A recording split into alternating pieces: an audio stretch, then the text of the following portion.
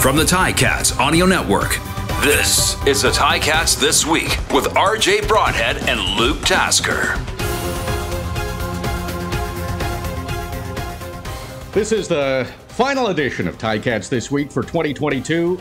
I'm RJ Broadhead. He's Luke Tasker. We had a lot of fun in the broadcast booth this season, Luke. It was one of those years where it was the box of chocolates. You never knew what you were going to get from the Tiger Cats. And I was told a long time ago in my career that a team that's around 500 is always the best to cover, because there's some bad stuff, but it's not all bad. And there's some good stuff, but it's not all good. So you do get a variety of storylines. But it just seemed like maybe the Tiger Cats ran out of steam in the Eastern semifinal. Every game was a real battle for them all season long, all 19 games. They really, you can't say they had a game where they could just put it on cruise control.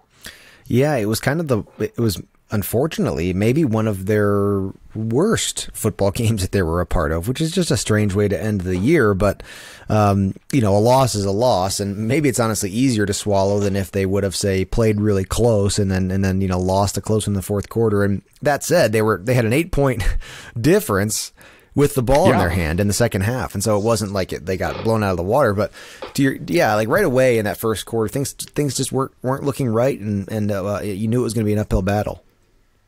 So let me go through a few of the things from that final game, which really were uncharacteristic of the Tiger Cats, especially the way they finished the season with those 4 wins. So they never led in the game. They had their largest halftime deficit, trailing by 16 points. They allowed 14 points in the first quarter. The first quarter was really their strength all season. To put that into perspective, they allowed 14 points in their previous 4 games combined. In those wins in the first quarter, they allowed 14 points. They allowed that many against Montreal and really put them behind to begin the game. In fact, it was the only game all season long where they allowed 2 touchdowns in the first quarter. You just didn't expect that. Yeah, and Trevor Harris came out really, hot. They put together a beautiful drive to start the game. The Montreal offense, and Coach O mentioned this too. It's not like Hamilton came out and had no production, but they had to settle for field goals. And then before you knew it, it was a 13-point spread or pretty quickly there, and Trevor Harris just had a really great first half. Yeah, he was not missing. It was. If you're not a Ticat fan, it was impressive football to watch. Yeah. He really was clicking with receivers, and their running game was good. I went back. Tiger Cats didn't have a touchdown in the first half. It was the first time in 13 games they didn't have a touchdown in the opening half. So just another odd statistic that went against them. Well, how many times have we seen this year where the Ticats have had a great first half, especially early on, and then they couldn't find, couldn't keep that momentum going as they entered the second half. And yeah, this game was different. Like I said, 13 times in a row, they had been able to score a touchdown at least in the first half, and not that night. Yeah, it was just a really odd game. 6 quarterback sacks allowed. That was the most since Game 1 against Saskatchewan, when they allowed 8 quarterback sacks. That was a surprise. The rushing game was non-existent. 37 yards, only 1 first down. 1 first down from rushing. Even on short yardage, that would be a rushing first down. That seemed like a really low number to me, and a bit uncharacteristic the way Wes Hills and Sean Thomas Erlington had been running previously. As the Ticats finished their last 6 of the 6 games there of the season, the run game was really starting to come around. I mean, things were really changing, and Wes Hills had that really impressive game at home. Still some injuries they battled, including Wes Hills, as the season went on. And then it never seemed to get back to that peak. There was like 2-3 games strung together of a really, really impressive run game. I think that they go into this offseason kind of still so that's still something that they've really got to figure out and try to regain some control there going into this 2023 season. Because you're right, in that playoff game there was you need that 4, 5, 6 yards on first down. When you want to call on your run game to get that, and without it, there's too much hanging on the shoulders of the passing team. And the way that East semifinal went, the first half, the only receiver was Tim White. Wes Hills caught a pass, but that was out of the backfield. And so you're really one-dimensional. If you're not running the ball and only one receiver is catching a pass, that makes it pretty easy for the opposition defense. So just that variety of receivers, the running game, it's a Grey Cup year. They're hosting the Grey Cup, the Tiger Cats are in 2023. So I have a feeling the game was Sunday. On Monday, the regroup and meetings began to figure out what needs to be put in place and acquired or moved to win the Grey Cup for the first time since 1999. Would that be accurate? I was surprised. In the Coach O show, the final episode that we recorded earlier this week, I asked what his November, December looks like, and Florida was not mentioned in the answer. They're in the offices right now. They're working and stuff, and of course they take time off. But it sounds to me like they're going to wait. They'll move those vacations to the new year. They're gonna start thinking about making the move, making their off-season game plan here, and it sounds like they get to work on that pretty quick. So, yeah, I think it's going to start taking shape. I don't know how much news we'll get as onlookers. I don't know how quickly some of that's going to come. Some may come before others, but certainly, we'll be hearing about moves as far as roster spots, actual player positions, well into late spring. That happens all through the next months, but who knows what we'll hear in the coming weeks. They're certainly working on it right away. Tim White, fantastic year, finished 4th in receiving. What's your evaluation on his season? Well, really impressive. I mean, you think back to maybe what the offense would look like without him at times, and the answer is, not much, probably. I mean, he really was the guy making the big plays. Of course, Stephen Dunbar had a good year. He was reliable. He stayed healthy. And that was, good to see as well. And then you have a number of young guys who I'm sure some of them are going to be around and be making plays in the future. But they're missing, some depth and some experience there. Braylon Addison. Certainly Braylon going down is just one of the notable sort of, maybe as I look back, honestly, it might be the low point of that mid-season for me, is when Braylon had the unfortunate injury and was found that he would miss the rest of the season. You look back and things could have been different with him in there, and that was a real damaging blow for the Ticats. Yeah, I totally agree with you, Luke. Just imagine if he was there, and you've got Tim White with the season he's having, and Stephen Dunbar. Kind of interesting stat with Stephen Dunbar. He scored the Tiger Cats' first touchdown of the season and their last touchdown of the season. So he bookended it, and maybe that'll give him a good feeling going into next season. Seth Small, we should talk about him. I would have to think he's going to get some looks from the NFL. He finishes on a streak of 11 straight field goals, had the longest in the CFL this year at 58 yards. But it was, I could kind of feel how a coach feels when Seth Small goes out there. You're almost know he's going to make a field goal and are shocked if he doesn't. He just has that confidence and that ability. Did you feel the same way? Yeah, he was a feel good aspect of the Ticats this year, and that's great when you have guys. It's great when you have those receivers who you think, okay, we're gonna move the chains, call that play, and it'll happen. And certainly there are quarterbacks who play that way as well. In fact, to be fair, Trevor Harris.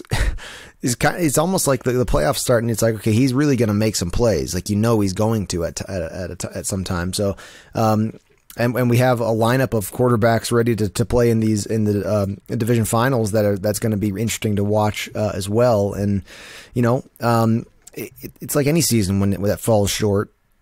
You're looking to go get some of those guys. Probably, I won't be surprised if we see some, not necessarily quarterbacks, but guys who are playmakers and big time guys, maybe come to Hamilton in this offseason.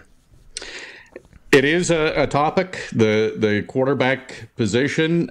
I don't know how healthy Dane Evans was all season long. It seemed like he was injured pretty early and just couldn't get back to 100%. Matt Schultz had flashes where he showed maybe he could carry a team. How are you feeling going into the offseason and looking ahead to next season with the quarterback position? I don't know, and I agree. I don't know if maybe if Dane has some health things that he has to figure out. I kind of would doubt if you see the Hamilton Ticats season start with Dane and Matt in the same position as they are right now. I think something's going to give. I think I wouldn't be surprised if we see some shakedown at that position. But it's hard to say, because if there are some things that we don't know about as far as physical health goes, then that sort of trumps other things, But going into that Eastern semifinal, it seemed to me that they trusted both of those guys to be out there and to play at their best. And so, health or no health, that they were in the position to make the plays. And there was just such inconsistency all year, whether it be in turnovers, on-field play, or just availability due to injury. And so some changes I would expect.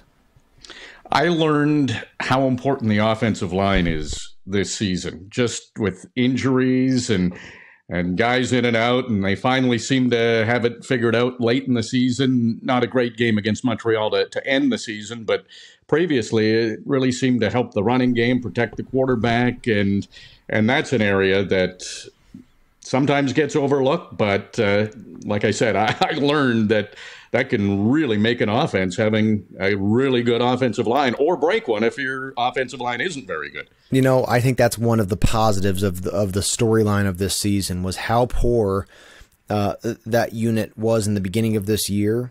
8 sacks in the opening game of the season in Saskatchewan.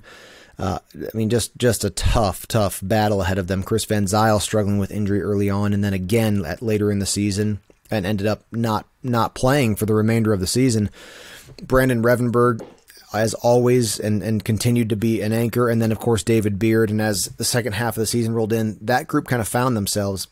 However, RJ, you and I were talking, the playoff game was kind of a different story from the turnaround that they had made. Yeah. Yeah, the rushing game, non-existent, 6 quarterback sacks. It just seemed to go back to game 1. But part of me thinks Tiger Cats just ran out of steam. Like, it was just a battle, game in, game out. 7 of their 8 wins this season went down to the final 3 minutes. They just didn't have anything come easy. Do you ever remember a season like that when you were playing, where every win you just had to fight tooth and nail right to the very end? It actually reminds me of 2014, which is the year that we started our home games at McMaster, because Tim Hortons Field was still being built. And there was all sorts of conflicts going on there, but we had the season, actual regular season games at McMaster, not just the preseason. And it seemed not only like we had to battle, everything go right to get a win. It was like we were playing really good and still losing. Things were really coming together, looking good, and we'd still lose. I think we started that season 1-4 or 1-5, and then we went to the Grey Cup in BC that year and lost. And it was it was just a turning point. All of a sudden in the season, Zach Collaros was healthy at that time, and all of a sudden we kind of found ourselves, and then went on a really, really hot streak at the end of the year with some really impressive offensive numbers that year. The Ticats, it's amazing to me that the only game that was just like an outright easy, like got it in the bag win was against Winnipeg, who is mid dynasty right now, and that was, nobody would have thought that was going to happen. There were a few actually out there, as I would be sorry to say that you can go find some of the talking heads around the league did have that prediction that the Ticats would win, but not many people thought that, and the Ticats played it great. Other than that, they were 8-10, and all the 7 other wins were hard fought. And you're right, RJ, that Eastern semifinal with Montreal, they were going to have to grind it out one way or another. But to me, it was a story of Montreal just having too much of a lead too quickly. Yeah. It was a good start by Montreal. They did their homework. Turnovers. That was a major story that wouldn't go away for the Tiger Cats, and in a negative way. The fourth quarter was really shocking. 31 turnovers in the fourth quarter alone, and allowed 106 points off of those turnovers in the fourth quarter. To put that into perspective for the Tiger Cats, they had their most takeaways in the fourth quarter, 10. They didn't score any points off of those takeaways. So it wound up being a decisive part of their season, the reason for a lot of losses. Looking back, is there any explanation? Because the coaches knew, the players knew. Is it just bad luck? Chalk it up to one of those years, and hopefully you learn from it? It's really hard because I want to say, or I know in my heart, it's not just bad luck. It's micro decisions being made on the field. Literally, the decisions between lowering your shoulder or spinning away from somebody. It's a micro decision, meaning do I leave my one hand out and kind of try to stiff arm or shield my body with my one arm, or do I just right away, two hands over the ball and iron crosses? These tiny little decisions. Of course, in the decisions of quarterbacks and receivers come into play with interceptions. And it just can't be overlooked. And so it's those little things, but those things can be reinforced and coached, and they are. And you can bet Coach, like in the Coach O show, he was dumbfounded. He's like, I really thought we were going to Saskatchewan this year. I knew it in my heart. And in doing so, I'm sure we would have broken some kind of record for having finished negative 22 on a season and then been in a Grey Cup or won a Grey Cup. And who knows? That's an interesting stat, and I wouldn't be surprised if it was right. Because it was amazing that they were winning games like that. And there was a couple, I want to say 3 games that they won where they had a negative turnover ratio, which is unlikely. It was a problem. I asked Coach, I'm expecting him to have off-season move answers. I go, what are 3 things the Ticats need to do to win a Grey Cup? What's at the top of your list? And the first one he says is, you got to stop turning the ball over. You can't turn the ball over. Like literally it is championship, pending. Like it's that crucial that when you mention the Grey Cup and what to do, the first answer that came out of his mouth was stop turning the ball over. And so you can bet for what they'll find new ways to coach it. They'll find new ways to talk about it and to reinforce it. What's that movie where the guy has to walk around college all day and can't fumble the football or he's kicked off the team? Like whatever, they'll find new ways to reinforce it, but it's a must. And it comes down to firstly the quarterbacks, because they touch the ball on every single play, quarterbacks and centers. And then it comes down to the ball security of anybody who's carrying the football on a given play, returners, receivers, running backs, and you start there. And just to reemphasize, they had the better turnover ratio in 5 games. They won all 5 of those games. Mm-hmm. So it is a thing, but it was just really obscene. They allowed the most turnovers and had the fewest takeaways. So it's one of those seasons, really impressive that they made the playoffs, started 0-7 on the road. I really think they could have gone 8-1 at home and probably should have. Those early games against Edmonton and Calgary at Tim Hortons Field, should have won those. The only legitimate loss was one that doesn't sit well with Ticats fans, but on Labor Day, the Argos did beat the Tiger Cats, although Dane Evans and Matt Schultz both were out, so they were down to their 3rd and 4th string quarterbacks, so that would have been a tough one to win anyway, but just found ways to lose. But then in the end, I'm proud of the team, because there were a lot of times, Luke, where I tried to put a positive spin. It looked like, and I was trying to get you to say must wins very early in the year, because it felt like that. If they dug too much of a hole, that they just wouldn't be able to get back into it. And they seemed to win at the right times. Again, nothing was easy, but it was to make the playoffs, I think, after that start is a real accomplishment. Starting the season at 3-9 and then finishing 5-1. Yeah, the 5-1 is just really, really an amazing feat at the end. And even those games weren't coming perfectly or really all that pretty. Except for the Winnipeg, they were all one-score games. It's crazy. Except for Winnipeg, it's just really funny how that goes. And Dane Evans had a dynamite game against Winnipeg. I mean, it's a really impressive offensive battle in Winnipeg, and that's how it goes. It's tough, RJ, because this is what I always recognize this as a player too, and it's true now that I'm on the other side of this. It is harder for us, meaning you and I fans, onlookers, it's harder for us because we now have no control. Not that we have any control over the season, but we don't have any control until things get started again. It's not as hard for the players and coaches. It may hurt a little more. They may remember it longer, the losses and the playoff losses. It's not as hard for them to go into the postseason though, because or the off season, excuse me, because they control things. Each player is like, you know what? I've got to increase my strength in my lower body. Like I've got to do a little bit more legs in the off season. So I'm a little bit less, or a little bit more, less injury prone, and I'm a little quicker in and out of this cut here and there. I'm going to work my hands. So I don't want to drop anything on next. I'm not going to have one drop next training camp.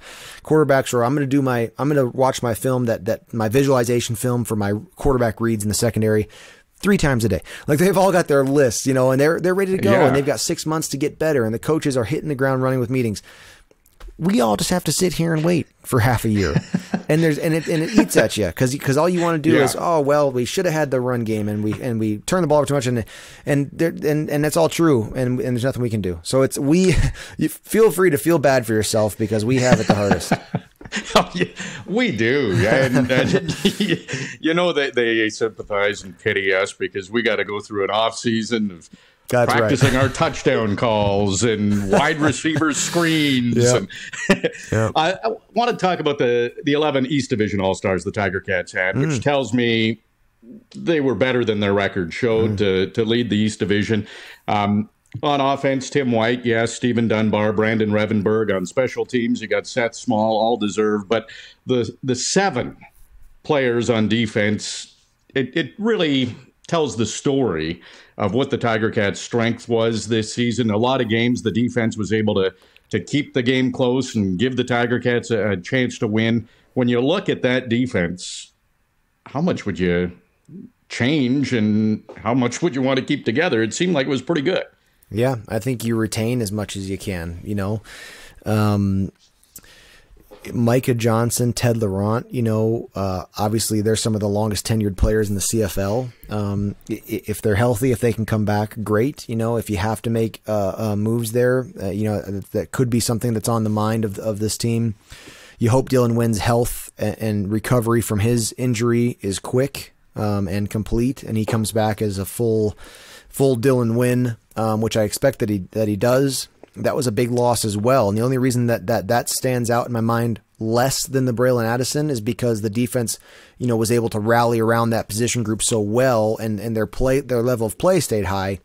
Braylon Addison was a clear drop off in the offensive production and for what he has to offer. But really, really impressive. And that meaning of the entire defensive, I loved watching them the whole season. It was really, really fun. It was a fun part of the year. And it goes back to one of your first points we made, RJ, about how strange this playoff game was, because especially in those first couple drives, they really had trouble, slowing Trevor Harris down, uncharacteristically so. But then that second half really liked how they tightened things down. They brought more pressure. We'll see it if you can keep that level of defensive play and then add in, a more consistent offensive attack. That's what, 1 or 2 games automatically swing your way if you can add just a little bit more, and all of a sudden you're 10-8. And if that offense is really, really productive, all of a sudden you're 12-6 and you're fighting for first in the East, and so it doesn't take much. And the unfortunate story of the defense this year is how good they were. You have to be fair in that turnover ratio. They're part of that too. And an inability to take the ball away is just as costly as a habit of giving it up. And so, that ratio, was definitely due on both sides. Yeah, absolutely. And Tiger Cats, after all the ups and downs, they were 2 points away from hosting a playoff game. So let's talk about the teams that are left. Just a quick recap. Let's start in the West final. It's BC and it's Winnipeg. Winnipeg going to try to win it again. Been there, done that. There has to be a factor in the game with that, but I'm all in on Nathan Rourke. The fact he was able to come back and that receiving core of BC's, they have a ton of depth. That's the depth the Tiger Cats probably would have had if Braylon Addison was there. But he's got so many options. I think he's really good. I wouldn't be surprised if there's an upset with BC beating Winnipeg. What do you think? I like it. In fact, of the 4 teams left, I think that BC is the most well-matched against Winnipeg. Good defense. Adam Bighill has been an unbelievable player for his whole career. Really, it's an impressive group. Their defensive rush is great too. I'm talking about Winnipeg. Their secondary has struggled at times this year. And so I think Nathan Rourke has a chance to really, really put up impressive numbers in a playoff game here. I think, Winnipeg can run the ball well. Zach Collaros wins games sometimes throwing for 250, and they can make that happen. They have a very impressive offensive line. Winnipeg does. If the weather cooperates in Winnipeg and allows for good passing conditions, I really think Nathan Rourke and the BC Lions have a chance to do that, to make that upset.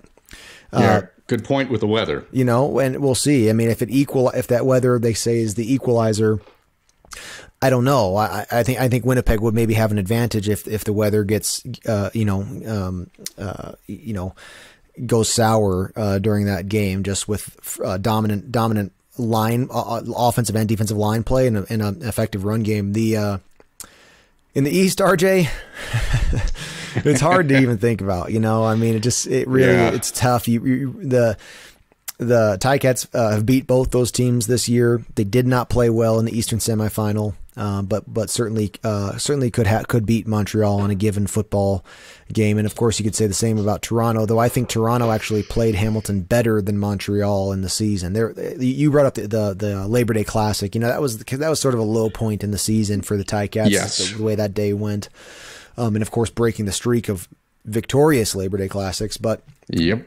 I do think that Toronto has the hand. I will not be surprised if they defend their home field and show up at the Grey Cup. Yeah, it's again one of those games, and I also think if the Tiger Cats were in it, it would have been kind of the same. Yeah, Toronto finished first in the division, but it's not like they're a huge favorite. Andrew Harris will be back. That should help Toronto, yeah. But I was pretty impressed with Montreal last week. So, I wouldn't be surprised either if they wind up going to the Grey Cup.